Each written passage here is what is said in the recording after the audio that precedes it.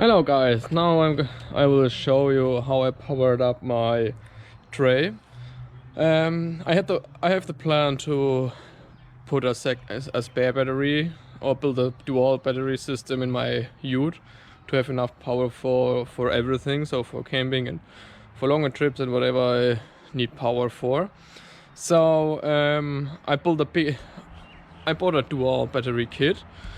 It's easy to handle. You have one cable what you connect with the battery. I run the cable along the radiator to the other side, build the relay here, which makes it possible to charge at first the battery in the car, so the first battery, the starter battery, and then when this battery is full, it will send the power to the tray or to the second battery. So I run this cable down here and down to the bottom, and I don't know if you can see it. Took it through the chassis to the chassis frame along the car. It's a bit work, but it's not too bad, and it takes not too much time or whatever. I think it was 1 hour or 2 hours. It's not too bad, and when the cable is perfectly protected against everything, against scratching and whatever. So, and what you should do when you have an Average 40, put the cable along the right side, because there's already a hole in the tray where you can put the cable through. We can't see that, but there's a hole in the back where you can put the cable through here somewhere, and then you don't need a long cable, then it's a bit short enough. So my one was 6 meters and it was just enough to get it from the front to the back side, and I put it up here and in the toolbox. Yeah, later I will connect it with the spare battery and connect one cable from the spare battery to my toolbox. But how I did it, I will show you later. So what I did with the tray as well was to build lights in, because when it's dark you can't see much on the tray, and you need always a torch or your phone or whatever to see anything. So I bought LED bars like I already have under my bonnet. So here is one. On eBay I got it for 20 bucks only, 4 of them. They have 1500 lumen, I reckon. So I built one on here and on the other side. They are pretty bright, I will show you soon. And put the cable underneath the edge and tied it up with just with double tape. It was very easy. Put the double tape around the cable and put it in the corner here in the edge underneath, and everything was fine, and it holds perfect. Then here's a protection for the switch for the tray, because I was thinking about to make a manual switch on, but then I decided it's not good, because maybe I will forget it or whatever. So then the light burns all the time.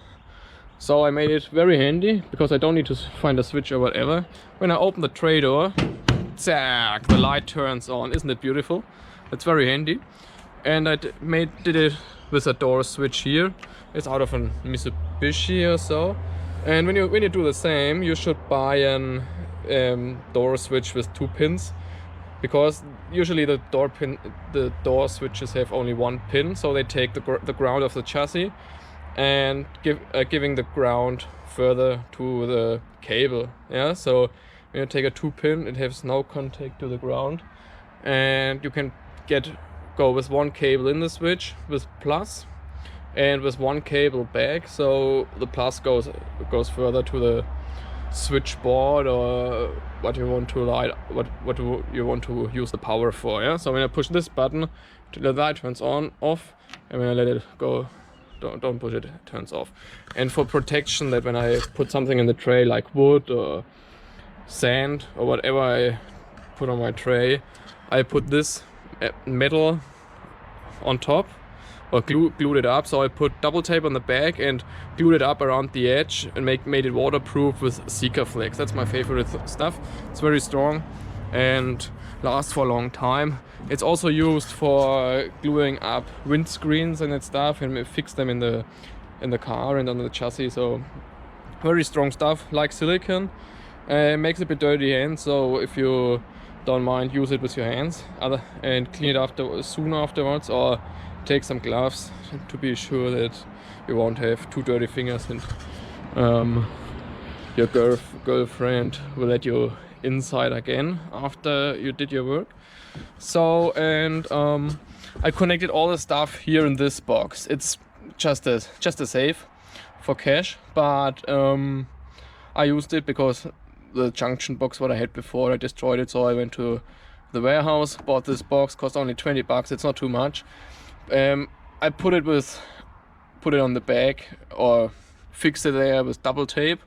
Be sure that you buy a good quality when you use double tape, because I didn't want to drill holes or too many holes in the box, to be sure that no water comes in.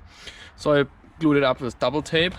And a very handy thing what I did is I built 3 cigarette sockets in to have enough power on the back, so when I go out for camping I can plug in a fridge, charge the phone or anything like that, put a light in or whatever I have to for whatever I need. 12 volts, I have it here, so 3 of them, they are powerful enough.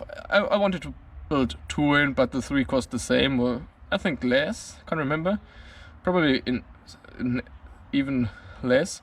So I bought 3, built it in, pretty handy. Anytime when you need power, you have one. So here's the box.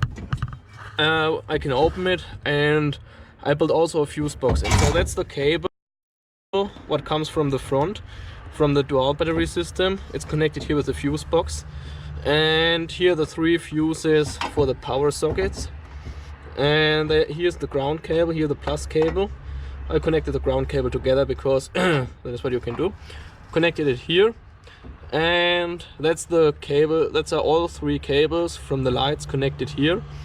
And this cable comes from the switch. This one goes to the switch of the tray door for the lights. So the power goes in here through the fuse box into this cable, or through the fuse into this cable, comes back from the switch, goes into the plus cables of the lights. Yeah, and that's for the sockets. So very easy. I glued the fuse box also up with double tape. Makes it easy and handy. So there's enough room for other cables. Here, that's my ground cables, and I had to build in a second ground cable from the chassis to the tray, because the tray is between the tray and the chassis is rubber, and it has not a good connection with the ground of the chassis. So I built a second cable in, connected it with the chassis, put it up here, so I have now a fixed ground cable and fixed ground and enough power for it. So my third lamp, my third LED is here up in the toolbox. It's so handy. It's so bright that you don't need any torch anymore. It shines in all corners of the toolbox, and I can see everything. Then I connected a cable here, run it down on the edge along the feather thing, and down in my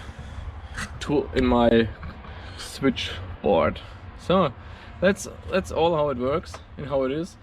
And the next thing I will show you is how it looks when it's dark outside and how big the effect is. And yeah, I think you will love it like I do.